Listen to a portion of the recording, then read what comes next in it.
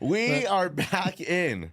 It's a Taco Tuesday edition of Danny and Cello. I am Danny Williams, Marcello Romano right there. Our guy Chavi producing the product as usual. Thanks for being with us. We appreciate the interaction, the participation, getting used to doing these shows now, getting in a little bit of a rhythm of it. It's been good, but it's good because you guys have been checking it out. You guys have been interacting and listening and commenting. Except for that one jerk. I'm just kidding. But yeah, get down with us. And Cello, how are you? Doing good. I like that hat. Thank you. Yeah. I don't really love yours, but it's It's good. for the look. It's, I got the old coordinate. East thing on here. I'm just trying to put the whole thing together. I call this look fall mist. So, okay.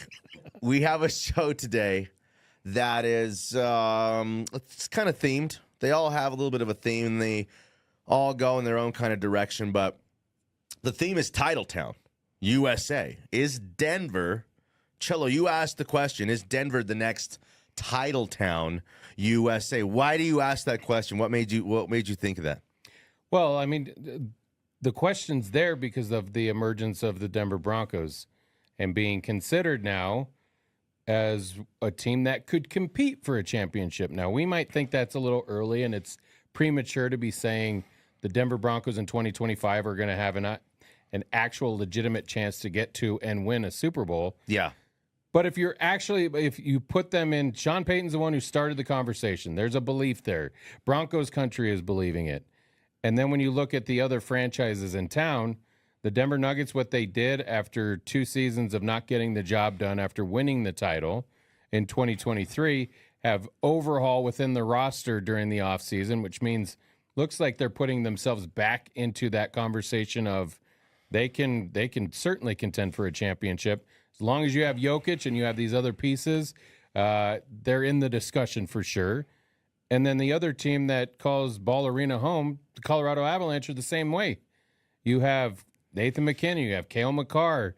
They won a championship. Now, it's a year further, so it's 3 years back. But the expectation is there in the amount of overhaul within that roster. Last season, maybe it didn't gel. Maybe it didn't have the amount of success that we were hoping to see in that season. But they're also in that title contender conversation. So if something goes crazy and they all win, then that's Titletown, Danny. You know, it's like we've been through these rough years with the Broncos for 10 years here straight, okay? Every quarterback in every way, shape, and form, okay? Flacco. The Flaccos, the Lynches, the Simeons, the Bridgewaters, the Keenums, the Locks, and then the Russes, right? So it's like I think I'm afraid to love again a little bit, and the question here, as we're talking about, you've been burned. I've been burned. We've been burned. But that's what's holding me back from like saying, can Bo Nix jump into this Jokic and MacKinnon tier and class? Okay, even kind of here locally, if there's always going to be 5 or 6 kind of quarterbacks, 3 or 4 in that tier of best in the league. But why can't I allow myself to put Bo Nix, or the belief Bo Nix could be one of those guys? What's holding me back from that, Cello? What do you mean? So, like, you can, if you... Why can't I just give in and say, like, yeah, he's projecting. Why not? Let's go get it. Like, like a young me. You are a hater. Hater? Yeah. No, I'm not a hater. I don't know why. Maybe you didn't have belief in Bo Nix when he was selected where he was. Maybe you didn't have belief. You're the one who was like, hey, did we keep receipts on this guy after the first month of his season last year? I don't know what's holding you back. You didn't like what you saw down the stretch from that player? No, it's not about anything I saw. He's checked all the boxes. I love what I've seen from Bo Nix.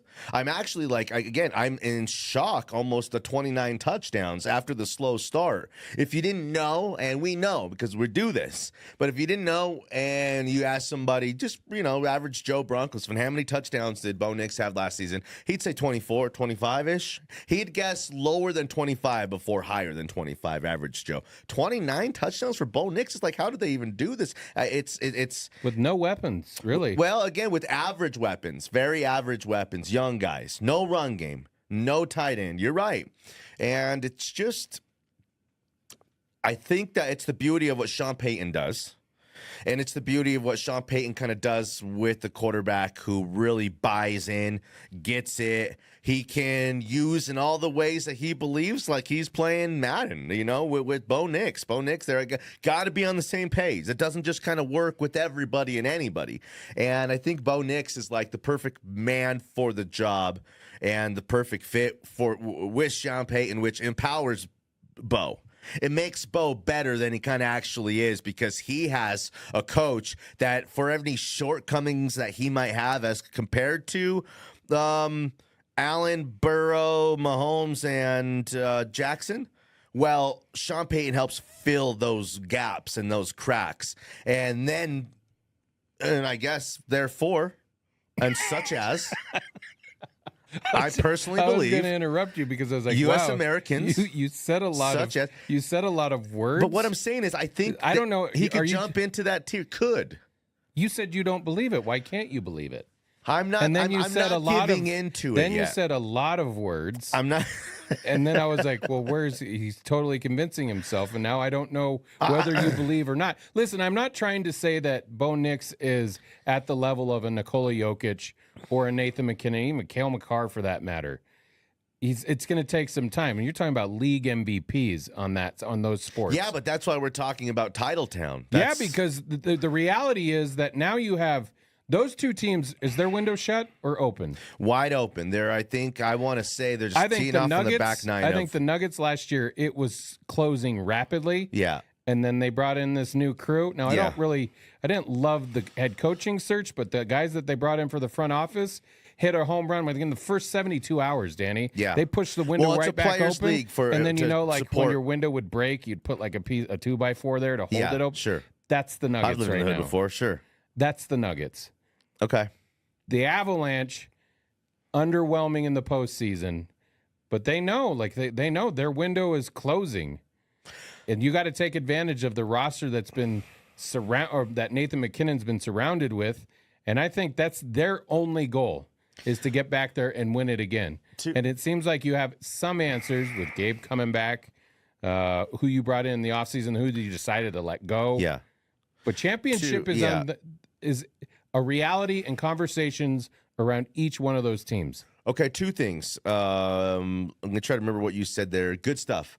I think the Avalanche's window is open because of the age of Nathan MacKinnon and Cale Makar. You have those two guys. It's like Sakic and Forsberg. As long as you have them and put the right pieces around them, you're going to compete. And we know that it took 5 years in between 96 and 2001 for them to, hand that to Ray Bourque and for them to hoist that other cup, right? So that's a 5-year gap. We're not at a 5-year gap yet, okay? Are you a believer the Stanley Cup is the most difficult trophy to win in all professional sports? I think it's the easiest because an 8 seed can win it. Whoa. I mean, an 8 seed can go in there and pull up and win that thing. It's about getting hot at the right time in a tournament that if you have the right goaltending, if you have just a team that catches fire offensively, I mean, anybody can win in the playoffs. In any other league, we know by the end of the NFL playoffs that there's probably really was 4, 3, 5 teams in the NFL that could win it. Going into the season, there might be 8 or 10. But by the end, you're like, yeah, we see kind of with the Eagles. You're saying it's harder to win a Super Bowl. I think it's probably hardest to win in. I think it's going to be hard for you to make that argument when you have series that are played in the other sports. Yeah. And for me, I think hockey is the most grueling. The parity in the NHL, Cello, makes it harder for the Avs to win another one, and it's happening in the NBA too. But you just said it's the easiest trophy to win. Again, that's just how I'm defining your question a little bit. Is easiest meaning, hey, let's just make the tournament as a 6 seed. The 2 and 3 seed now play each other in the first round. But that doesn't happen all that often. That you're talking about like Jean-Sebastian Giguère. Taking was it with Anaheim at the time? Yeah. Was it the Ducks? Yeah. As an 8 seed? Like, yes, it has happened. It's happened a few times. What were the Miami Heat when the Nuggets beat them in the finals? They were an 8 seed. Ooh. But that was improbable. Most of the time, if you are one of those seeds, it is improbable. Okay.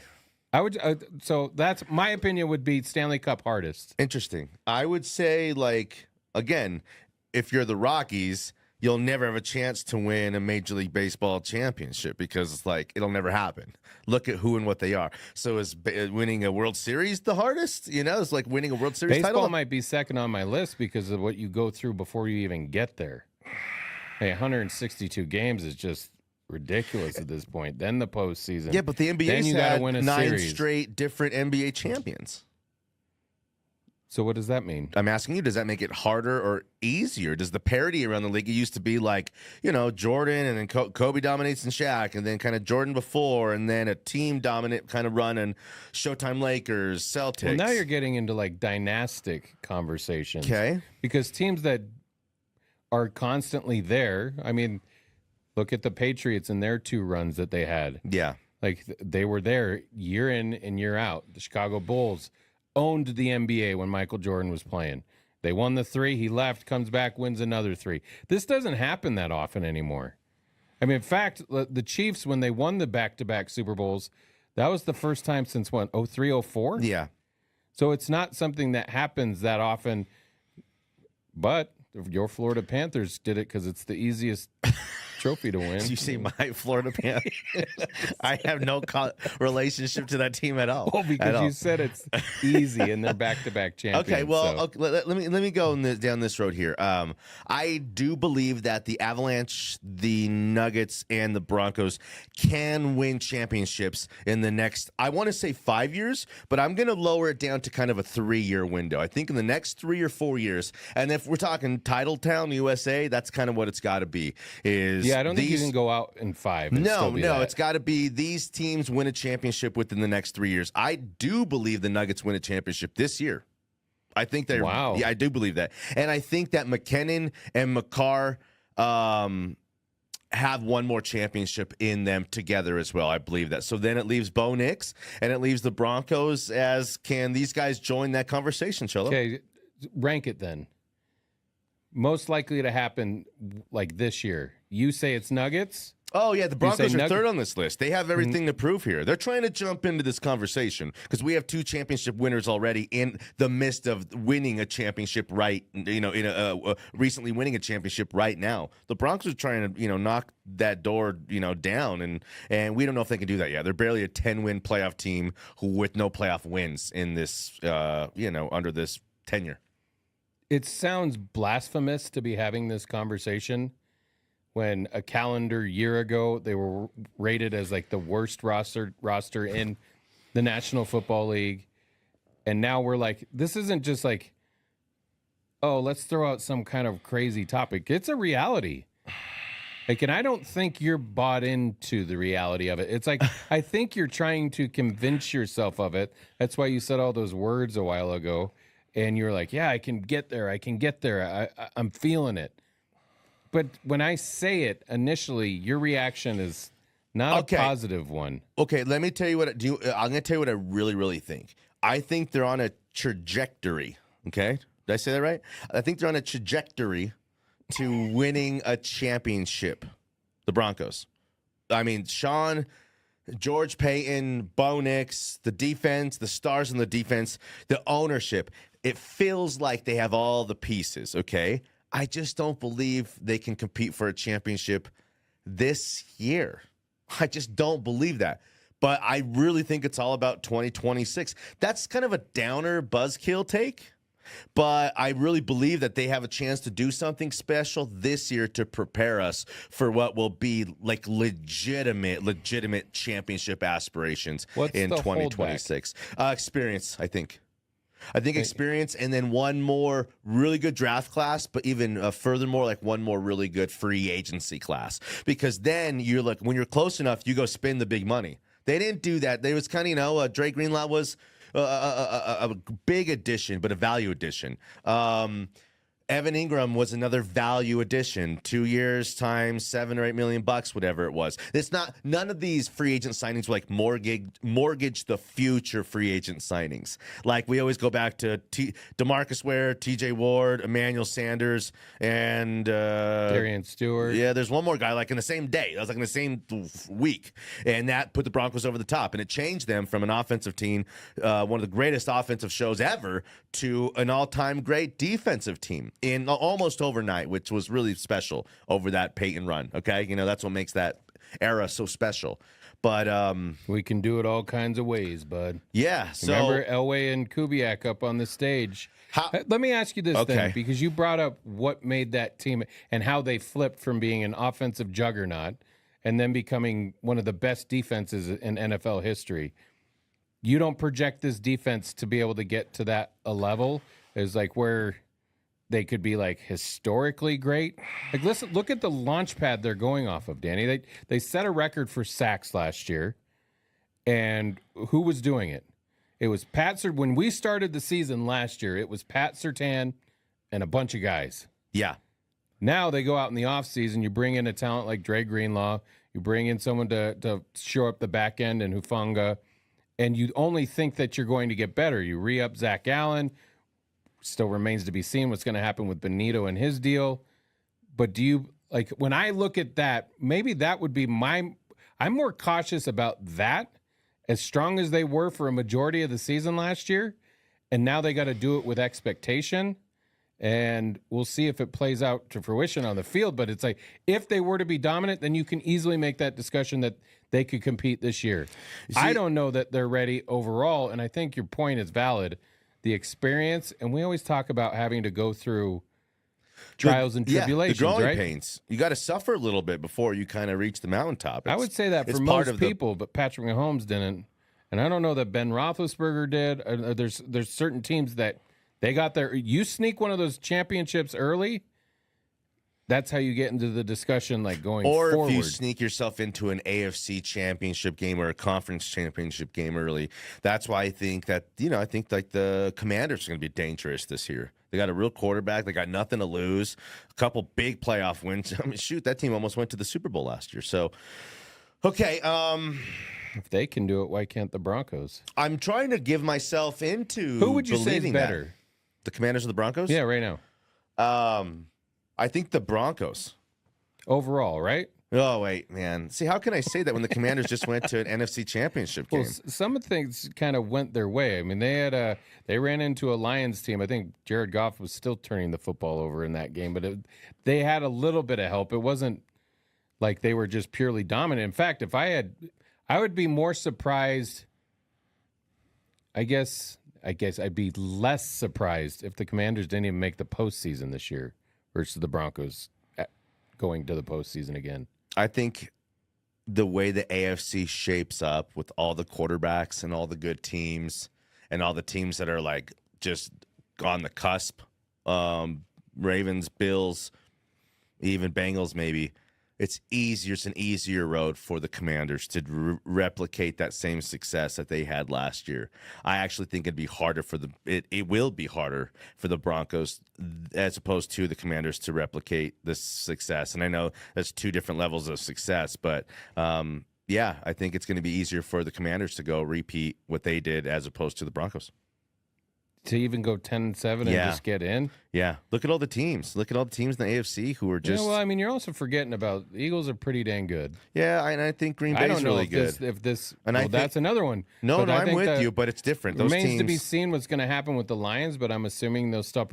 I think their window's still open. Again, but like this is the last year for the Lions before people turn on them. Before people are like, okay, we waited forever. We all had your back. We were all behind you. We're over it now. What about the Rams? I think they're a little overinflated, but all they need is 10 wins and to get in, and then they can make a run. They gave Philly the best challenge last year in that playoff run. No, I'm with you. And I just think all they need to do is get in 10 wins. Matt Stafford is a gamer. He's a gamer when it comes to those kind of big moments. McVay's that kind of coach. So they're dangerous. I don't think they're 12. So you think this discussion of Titletown is premature? I think I do. I think like the discussion of Titletown is it's a beautiful discussion to have. We're in the midst of having a great conversation about elevating the Broncos and Bo Nix into that stratosphere and that category. Can they? Yeah, they're checking all the boxes. There's no glaring kind of holes in his game, in Sean Payton, who and what he is, in the ownership, what they're willing to spend, in the Broncos offensive line. No, they're really like structured. The Broncos, they're elevating. They're successful. They're going to be really good this year, okay? But championship good, I think, comes in one more year, Cello. And I think the Avs and the Nuggets are ready to win another championship, maybe just this next year. Nuggets closer than the Avs. You might be right, and you might be hedging your bet a little bit by saying if they were to do it, it would be shocking. And I'm not that. I mean, that would be the word that would be used if they did go on to win a championship this year. I think most people that follow the sport would be rather surprised by it. Even all the national love that they've been getting about, like, that just means they think they can compete in their division and to probably make another deep playoff run. To actually win it all is a whole nother statement. No one's picked the Broncos to win a Super Bowl. For anybody who's thinks the Broncos can compete for a championship this year, I haven't heard one person on planet Earth other than Bronco Billy, Woody Page, who has them going 17-0, and who else? Cease? Maybe Diesel. Maybe Cecil the Diesel staying frosty with it. You know, I haven't heard anybody else predicting the Broncos are going to win a Super Bowl, or even go to a Super Bowl. And do you know what? Well, I don't like how you're laughing about it. Like, it's like a joke to you. No, I'm just saying, like, no one's even like, well, yeah, my AFC Championship prediction is Broncos-Ravens. Well, no, hold on, because pump the brakes. Come on. You gave us a prediction, a hot take on this Tuesday. Okay.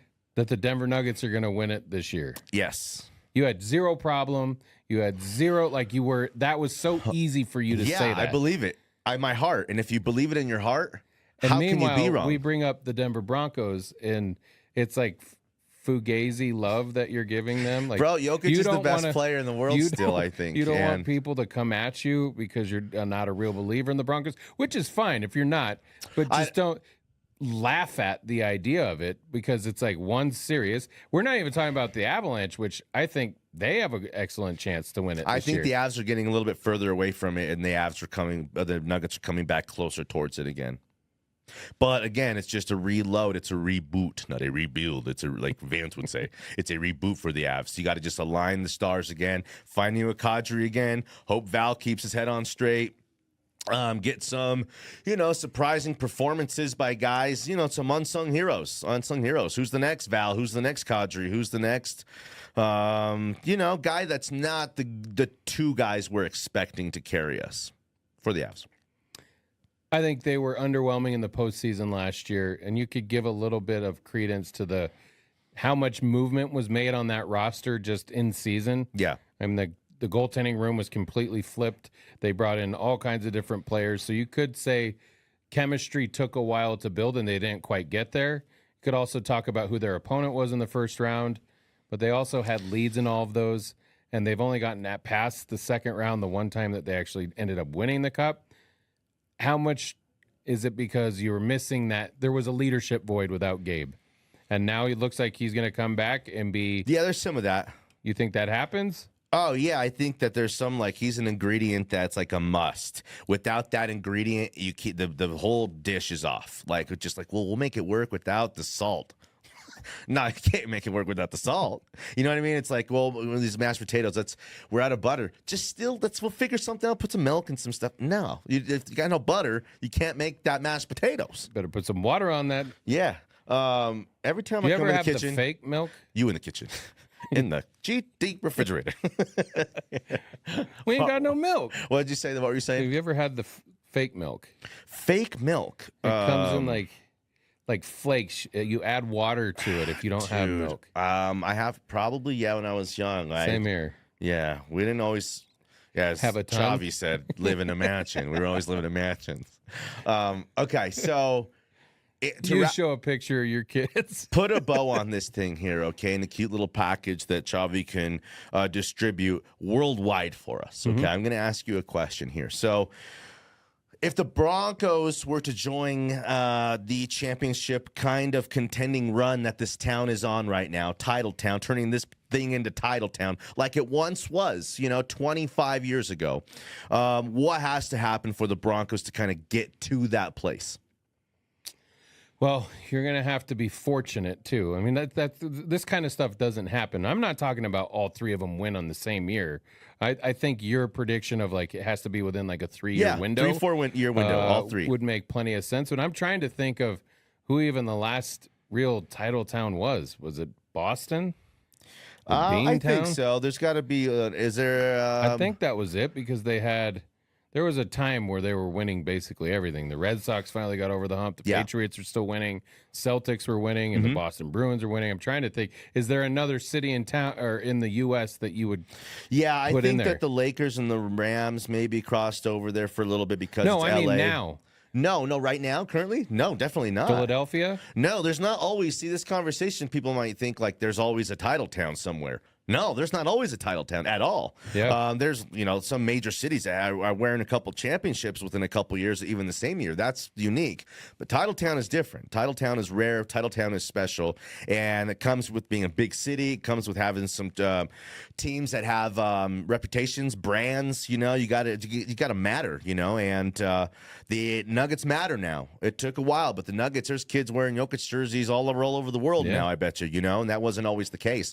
10 years ago, the Golden State Warriors were a third-rate, low-class brand in their own league. Now the Golden State Warriors are a logo around the world that people recognize, like the Yankees and the Lakers, right? For it to happen, though, the defense would have to live up to what they're being billed as. Bo Nix would probably have to exceed what he did last year. You're going to have some other breaks. But that's the only way it can happen. You're going to have that type of level of play. And the defense has to probably be maybe not historically great, but to build on what they did last year. Watch this. More likely, I'm asking you, more likely right now, the Broncos go to an AFC championship game, but it's built and based off of a defense that is elevated to a really, really special place, or Bo Nix elevating to almost like a Mahomes-like status where it's just tons of success early. Nothing's going to stop this guy, and he's wise beyond his years. Bo Nix. Why? I think that's the way it has to happen. I mean, listen, this defense could be great. Isn't it more likely the defense elevates, though? That is probably more likely, but for them to get to that level, he needs to take himself out of the stratosphere, especially when you talked about the other quarterbacks that are in this conference. Yeah. With the Mahomes and the Jackson, the Allen. He's going to have to play at that. You can't have Dilfer-like numbers and have a great defense. Yep, that's and solid. Get there. So you nailed it. I think you nailed it there. Let's wrap this bad boy up. It's been a good show. Chavi, appreciate you, everything you do for real. Cello and I really appreciate you. If you listen to the whole show, or if you're just listening to a little taste of it, the likes and subscribes and the comments and all that stuff, we really try to do a really good job for you guys. And it's like not one of these shows where it's like, hey, you're so privileged to be listening to what we have to say about sports. We're not those kind of dudes. We're honored to be able to do this kind of stuff together, and we want you guys to enjoy it. So, whether you're an old school Danny and Cello dude or just kind of following us now, we appreciate you big time. And we love you guys. Big time. Good night, Sheila. Yeah, whatever, Alan. Go inside.